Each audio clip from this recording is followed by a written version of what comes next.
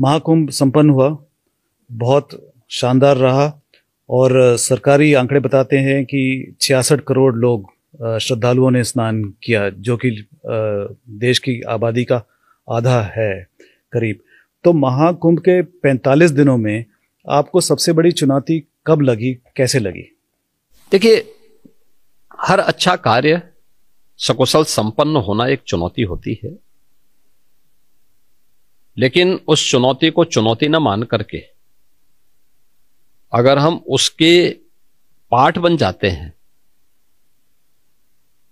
तो वह हमें स्वयं आगे बढ़ाने में मदद करती है। महाकुंभ के बारे में देश और दुनिया में जो आकर्षण बढ़ा वो हमारी अपेक्षा से कई ज्यादा था। हम ये मानते थे कि 40 करोड़ तक श्रद्धालु वहां पहुंचेंगे, क्योंकि 2019 में प्रयागराज कुंभ के साथ जुड़ने का हमें अवसर प्राप्त हुआ था और उस समय लगभग 24 करोड़ श्रद्धालु वहां आए थे। इस बार हम लोगों ने 40 करोड़ का एक मान करके 45 दिन के इस कार्यक्रम में हम लोग ये मानते थे कि 6 स्नान हैं, उन 6 मुख्य स्नान में से 3 अमृत स्नान है। मकर संक्रांति है, मौनी अमावस्या है और बसंत पंचमी है। 3 स्नान अन्य इसके साथ जुड़ेंगे, पौष पूर्णिमा का, माघी पूर्णिमा का और महाशिवरात्रि का। 3 अमृत स्नान में जो संख्या होगी, यह मेरा अनुमान था कि 3 से 5 करोड़ के बीच में प्रतिदिन होगी। जैसे मैं मानता था मकर संक्रांति के अवसर पे 3 करोड़ के आसपास श्रद्धालु आएंगे, 3.5 के आसपास आए थे। मौनी अमावस्या पे मैं मानता था 5 करोड़ श्रद्धालु आएंगे, लेकिन मौनी अमावस्या 29 जनवरी को पड़ी, तो 28, 29, 30 इन 3 दिनों में, यानी मौनी अमावस्या 2 दिन गई, 28 की सायंकाल से लेकर के और 29 की सायंकाल तक चला। तो मैं मानता था कि कुल 5 करोड़ श्रद्धालु आएंगे, लेकिन इन 3 दिनों में 15 करोड़ श्रद्धालु वहां आए। और फिर बसंत पंचमी के अवसर पर हमारा था तो लगभग 3-3.5 करोड़ के आसपास श्रद्धालु उस समय आए थे, तो उतना ही वहां पे था।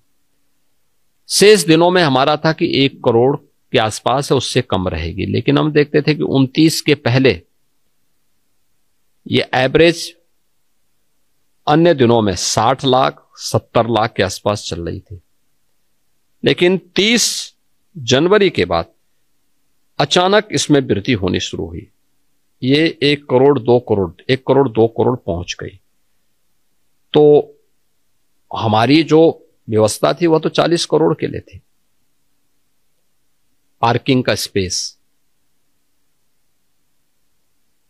अन्य जो सुविधाएं थी, उसमें हमें थोड़ा वहां पे रेलवे स्टेशन में जो होर्डिंग एरिया थे, बस स्टेशन पर जो होर्डिंग एरिया थे, अन्य जनपदों में, क्योंकि जब यहां भीड़ होती थी तो हमें अगल बगल के जनपदों में भी होर्डिंग एरिया बना करके लोगों को रोकना पड़ता था, श्रद्धालुओं को रोकना पड़ता था। और फिर जो श्रद्धालु प्रयागराज आ रहा था वो विंध्यवासिनी धाम मिर्जापुर जाता था, बाबा विश्वनाथ धाम काशी जाता था, अयोध्या आता था, गोरखपुर जाता था, चित्रकूट जाता था, नैमिषारण्य जाता था या मथुरा वृंदावन जाता था। तो यहां का जो प्रेशर था वो प्रेशर हमें उन क्षेत्रों में भी देखने को मिल रहा था, क्योंकि पहले तो होता क्या था, कुंभ का आयोजन होता था तो कुंभ के आयोजन में लोग केवल यहीं पे प्रयागराज आकर के निकल जाते थे।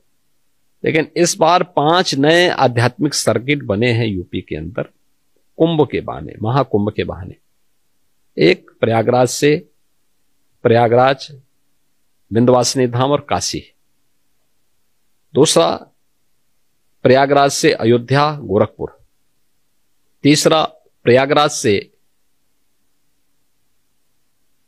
महर्षि वाल्मीकि की साधना स्थली लालापुर, संत तुलसीदास जी की जन्मस्थली राजापुर और चित्रकूट का। चौथा प्रयागराज से लखनऊ और नैमिषारण्य का। और पांचवा लखनऊ से वृंदावन, मथुरा, के तीर्थों के साथ साथ सुख तीर्थ का, ये सभी जगह श्रद्धालुओं के पार भीड़ थी। तो उन सब के लिए व्यवस्था वहां भी देखना, उसी प्रकार की सुविधाएं वहां उपलब्ध करवाना। दूसरा है, जो प्रधानमंत्री जी ने हम लोगों के सामने टारगेट दिया था कि कुंभ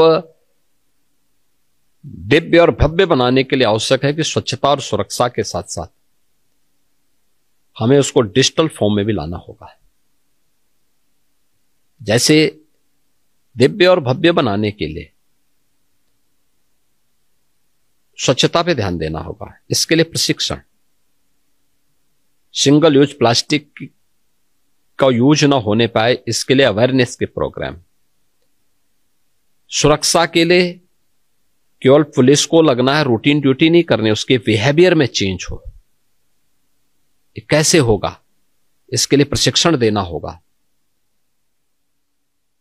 प्रयागराज आने वाले सभी श्रद्धालुओं की मैपिंग हो सके, फेस रिकॉग्निशन के माध्यम से आप एक एक को हेड काउंट कर सकें, किसी भी ऐसी घटना को जो सुरक्षा में सेंध लगा सके, लगाने की फिराक में हो, उसको चिन्हित कर सकें। टेक्नोलॉजी का उपयोग करके, एआई का इस्तेमाल करते कैसे कर सकते हैं, इसके लिए काम करना। तो इन चीजों को पहली बार कुंभ में इस्तेमाल किया गया, महाकुंभ के आयोजन में इसका इस्तेमाल किया गया और परिणाम सबके सामने है। एक एक हेड को काउंट करने की हमारे पास तकनीक आई जो इससे पहले कम हुआ करती थी। स्वच्छ कुंभ देखने को मिला, जो भी आया उसने कुंभ में स्वच्छता की और पुलिस के व्यवहार की तारीफ की।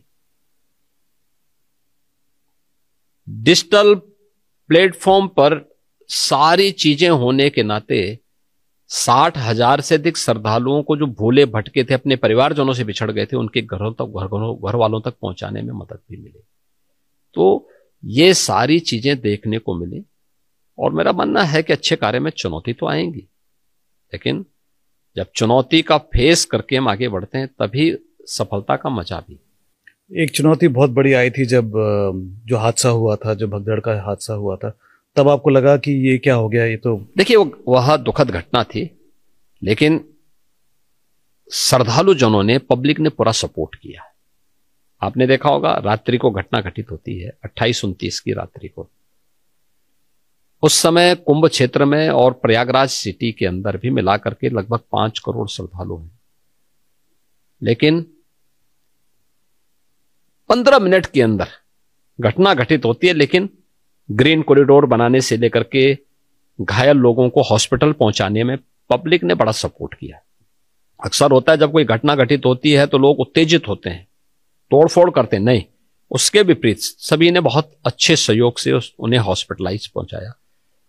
फिर हॉस्पिटल में जो घायल थे मैं उनसे मिलने के लिए गया था। मैं भौचक था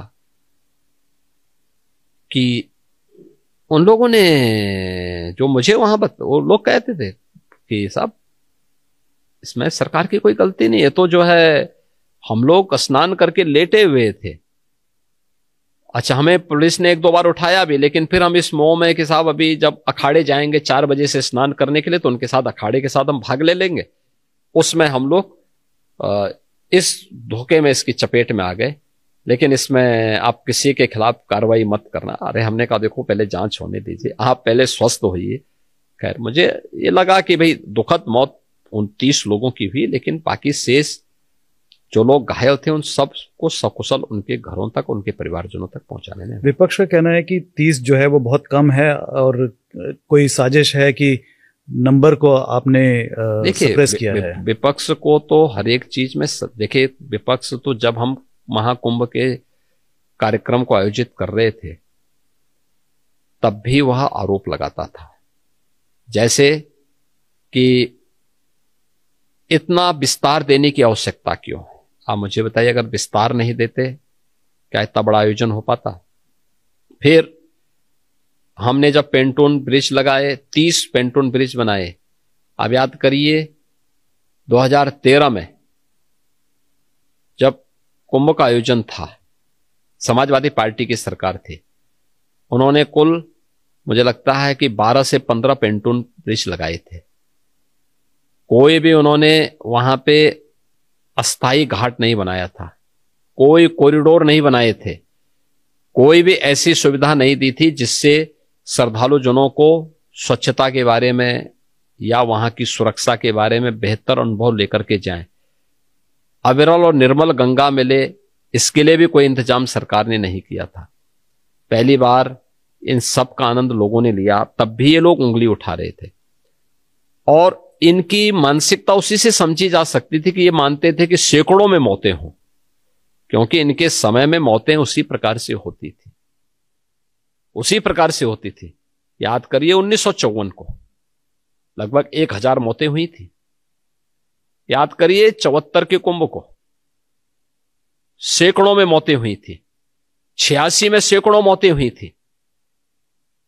तो ये लोग उसकी पुनरावृत्ति चाहते थे, लेकिन सरकार के इंतजाम और पब्लिक का सपोर्ट सभी को सुरक्षित हॉस्पिटल पहुंचाने में मदद करता है। और उन्हें कुछ लोगों की दुखद मौत हुई, शेष लोग सुरक्षित उनके परिवारजनों को सौंपे गए।